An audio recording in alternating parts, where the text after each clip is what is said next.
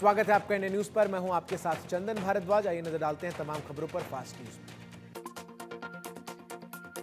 झारखंड विधानसभा चुनाव को लेकर बीजेपी ने जारी किया पार्टी का मैनिफेस्टो। गृह मंत्री अमित शाह ने जारी किया बीजेपी का संकल्प पत्र।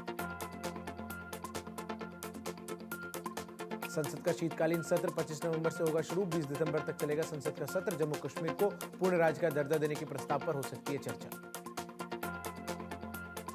गृह मंत्री पर अनर्गल आरोप लगाने को लेकर भारत ने लगाई कनाडा की सरकार को लताड़। विदेश मंत्रालय ने कनाडा के राजदूत को तलब करके इसके गंभीर नतीजे भुगतने की दी चेतावनी। आज भैया दूज का पावन पर्व, भाई और बहन के पवित्र रिश्ते का पर्व है भैया दूज। इस अवसर पर महिलाओं ने पश्चिम बंगाल के राज्यपाल सीवी आनंद बोस को तिलक लगाकर भाई दूज मनाया। रक्षा मंत्री राजनाथ सिंह आईआईटी कानपुर के 65वें स्थापना दिवस समारोह में बतौर मुख्य अतिथि हुए शामिल। इस मौके पर उन्होंने रक्षा स्टार्टअप शोकेस में भी मौजूदगी दर्ज कराई। छात्रों को संबोधित करते हुए रक्षा मंत्री ने कहा, कानपुर ने भारत को अनेक रत्न दिए। तात्या टोपे, गणेश शंकर विद्यार्थी और कप्तान लक्ष्मी सहगल जैसे अनेकों स्वतंत्रता सेनानियों का संबंध कानपुर से रहा है। सांसद पप्पू यादव को धमकी देने वाला आरोपी गिरफ्तार। पुलिस ने आरोपी महेश पांडे को दिल्ली से पकड़ा। आरोपी से मोबाइल सिम कार्ड भी बरामद। दुबई के नंबर से दी थी पप्पू यादव को धमकी। केंद्रीय मंत्री गिरिराज सिंह ने खड़गे के बयान पर किया पलटवार। कहा, हिमाचल हो या कर्नाटक, जहां भी है कांग्रेस की सरकार। उन्होंने चुनाव प्रचार में बोला झूठ। गिरिराज ने चुनाव आयोग से की मांग। वादे पूरे नहीं करने वाली पार्टी को राज्य में चुनाव लड़ने पर रोक लगी। बीजेपी नेता किरीट सोमैया का शिवसेना पर हमला। कहा, उद्धव ठाकरे की शिवसेना के एक नेता ने महिला उम्मीदवार शायना एनसी पर की आपत्तिजनक टिप्पणी।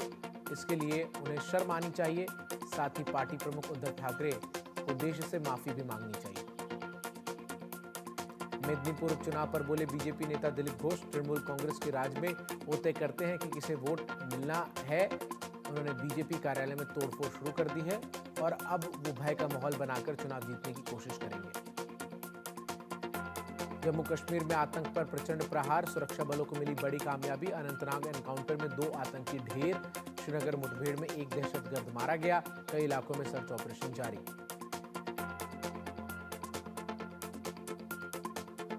ठंड के लिए आज से केदारनाथ धाम के कपाट होंगे बंद। सुबह विधि विधान से केदार धाम के कपाट किए गए बंद। 17 नवंबर को बद्रीनाथ धाम के कपाट होंगे बंद।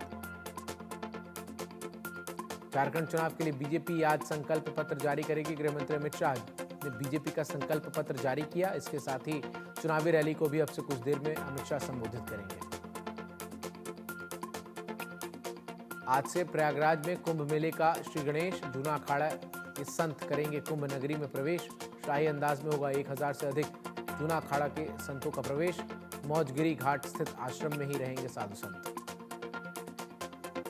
यूपी में उपचुनाव से पहले तेज हुआ पोस्टर वार। लखनऊ में समाजवादी पार्टी के दफ्तर के बाहर लगा नया पोस्टर। पोस्टर में लिखा, पीडीए जोड़ेगी और जीतेगी।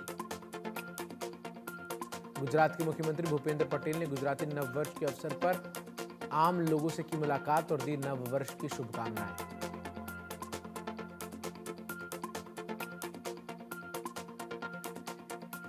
एनसीपी शरद पवार ने प्रदेशवासियों को दी दीपावली पर्व की शुभकामनाएं। बारामती में अपने आवास पर लोगों से मिले शरद पवार।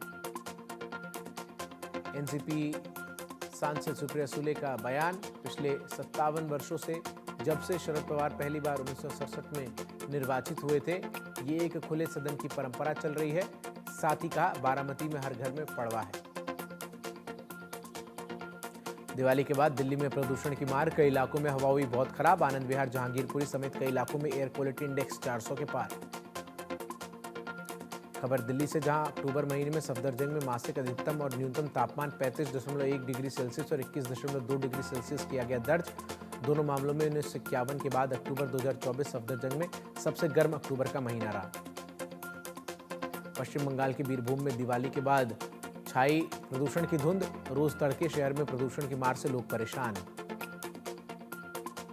दिवाली के बाद मुंबई में भी हवा की क्वालिटी हुई खराब। प्रदूषण से छा गई धुंध और दिन में रात जैसा देखने को मिला नजारा।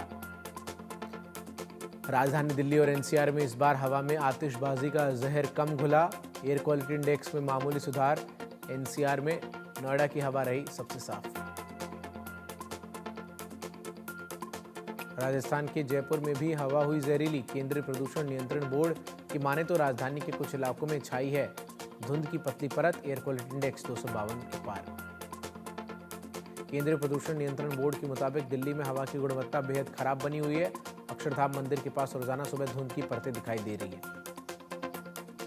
मुंबई की हवा हुई जहरीली। वायु प्रदूषण के कारण मुंबई के कुछ हिस्सों में छाई धुंध की मोटी परत। बांद्रा वर्ली सी लिंक पर प्रदूषण से लोगों को सांस लेने में दिक्कतों का करना पड़ रहा है सामना।